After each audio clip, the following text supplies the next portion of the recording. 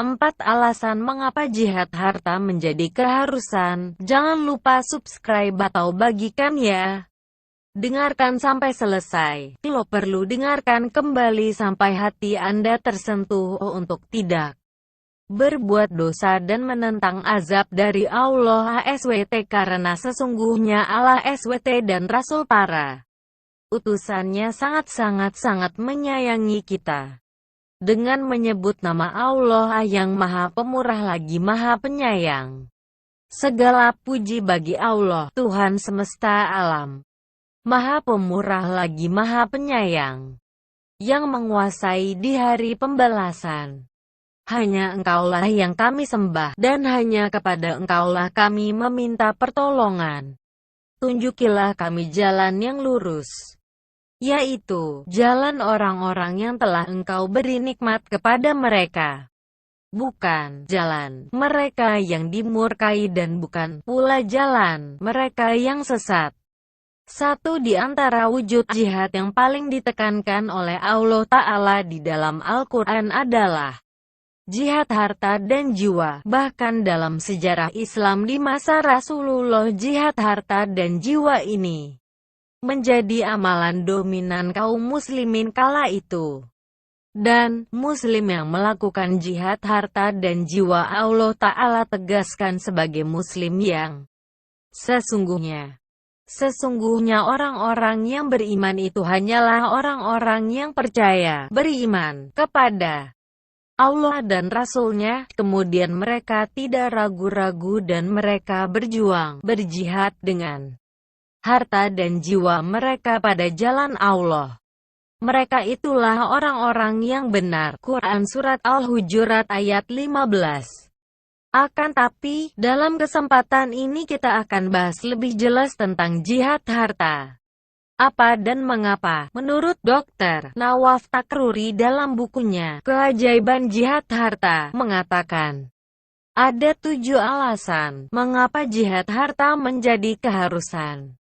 Namun kita akan ambil 4 di antaranya. Pertama, menjalankan perintah Allah Ta'ala. Hukum jihad harta adalah wajib, sama seperti kewajiban berjihad dengan nyawa, karena jihad kedua tidak dapat terlaksana dengan sempurna tanpa jihad pertama.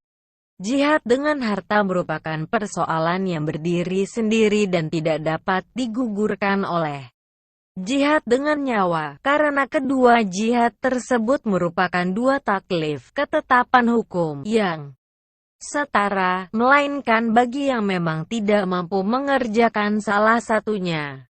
Kedua, berharap meraih keutamaan jihad di jalan Allah dengan harta.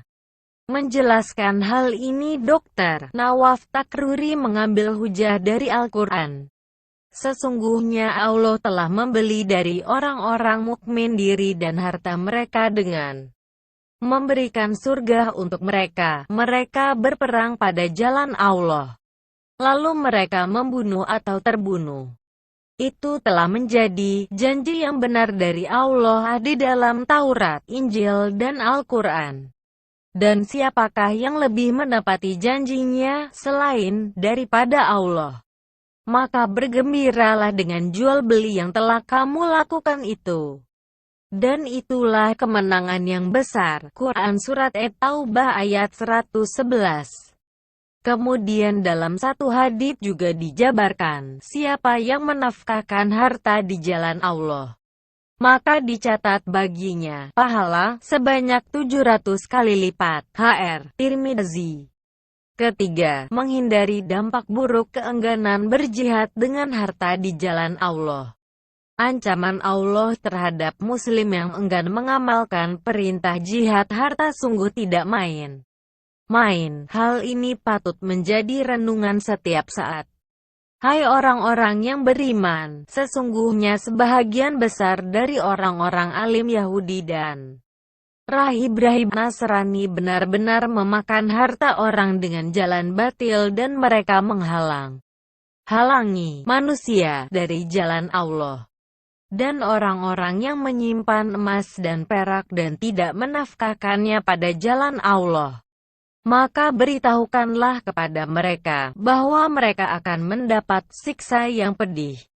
Pada hari dipanaskan emas perak itu dalam neraka jahanam, lalu dibakar dengannya dahi mereka, lambung dan punggung mereka, lalu dikatakan kepada mereka, inilah harta bendamu yang kamu simpan untuk dirimu sendiri.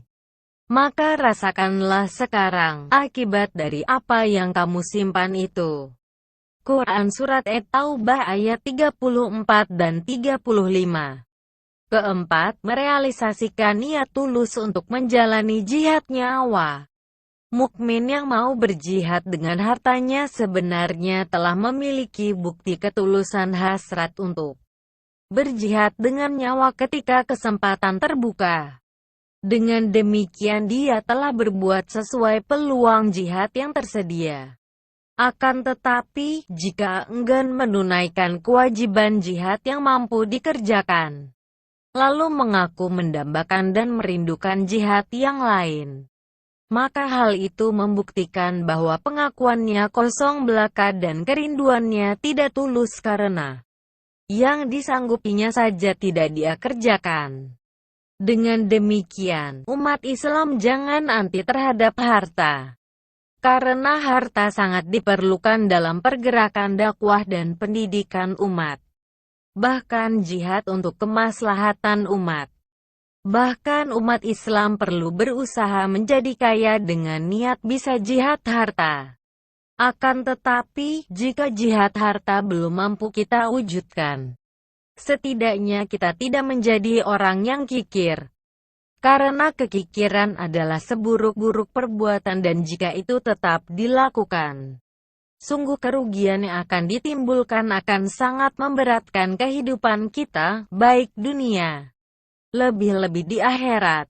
Dari Abdullah bin Amr radhiyallahu ta'ala anhu, bahwa Nabi Shallallahu alaihi wasallam bersabda, sampaikanlah dariku walau hanya satu ayat. HR Bukhari.